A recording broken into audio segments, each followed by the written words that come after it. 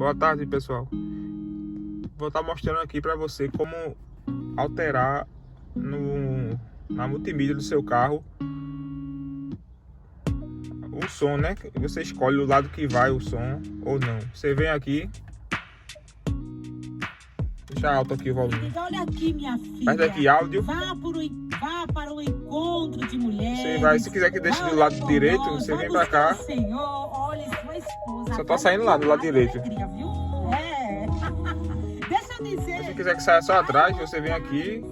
Ou você aperta na setinha ou você arrasta aqui, né?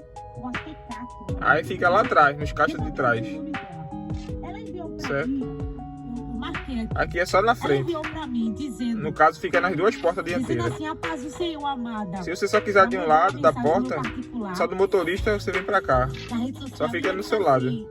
a paz do Senhor. Às vezes a pessoa que tá atrás não quer ouvir, né? Fica incomodando, aí a pessoa... Não que a pessoa não vá ouvir, né? O volume, mas A senhora falou não vai ficar tão alto pra ela lá que atrás. é sua esposa. Vai ficar mais na frente. Porque eu E pra ficar centralizado, você vem e coloca no meio aqui e sai nas quatro portas normal. E o meu No caso, fica equalizado, né? O equilíbrio do som fica nas quatro portas. Certo? comprou uma camisa do encontro. É só isso, pessoal. Muito obrigado. Até a próxima.